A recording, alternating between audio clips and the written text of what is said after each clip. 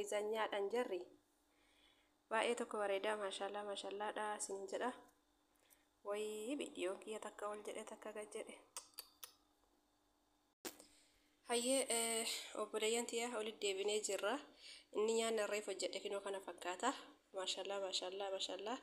delicious masbuuxa jette jarri arabaffaa hayyee amma olitti ilaalla jechuudha saaniyaatti godhuufi walitti deebinee saaniyaa keessa kinoo obboleeyyantiya soosii isaatti naqee jira ganaatti naqee waliin gaa akkatti nyaatanima akkana jira jallisaa gubbaan isaa akkana sponjii ka ta'eedha jechuudha argitanii waa tokko iyyuu lixiin qabu jechuudha keessi isaa argitanii inni shukkaara qofa bichaadha shukkaara diimaa fi maal jedhama qarafaa paawudarii jechuudha nreef argite sun akka kana achi kuma kudha shaniin anjette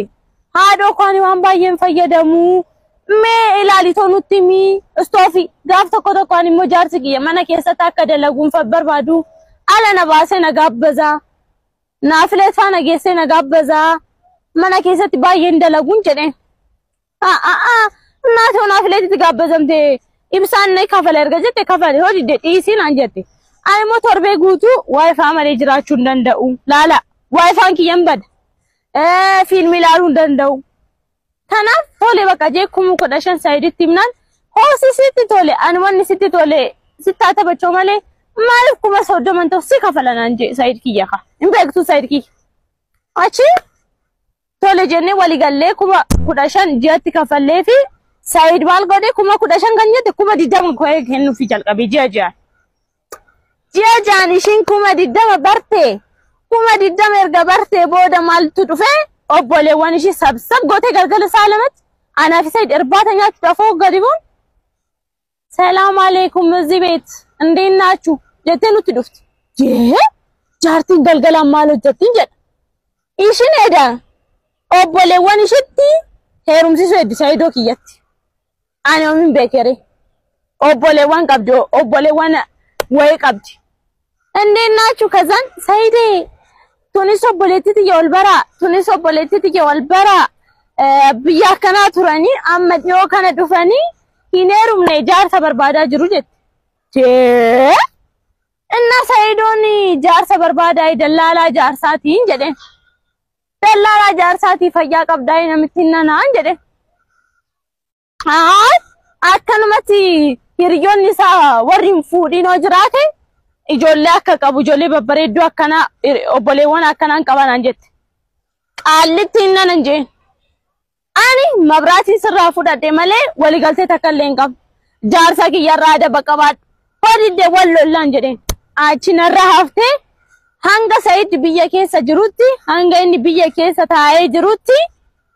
gaafa mana dhuftu gaafa na taasoftu jechuudha laal abeet akkatti dasnama jettu hayyuyyee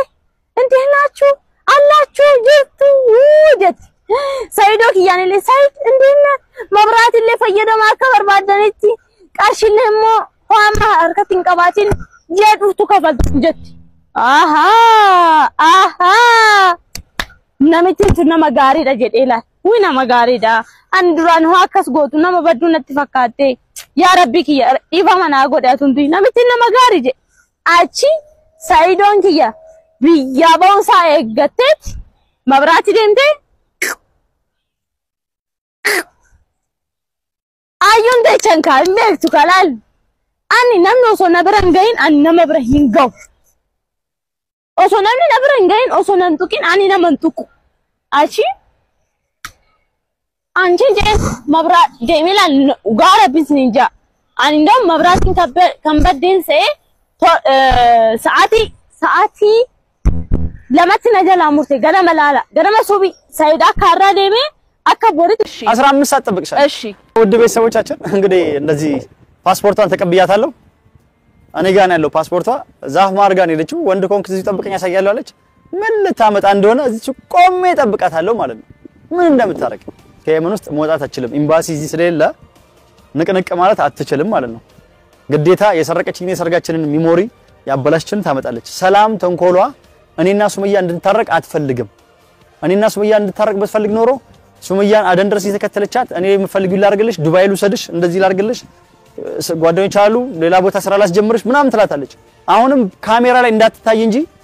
ብዙ ጊዜ ቪዲዮ ላይ ባትታይም ከጀርባ ሆና ትልቅ ሴራ የምትጫወተው ሱመያ ብቻዋን አይደለም ተደራይታለች ስላችሁ የነበረው ሰላም ነች አብራት ያለችው ሱመያ እንዳትገኝ የምታረጋው እኔና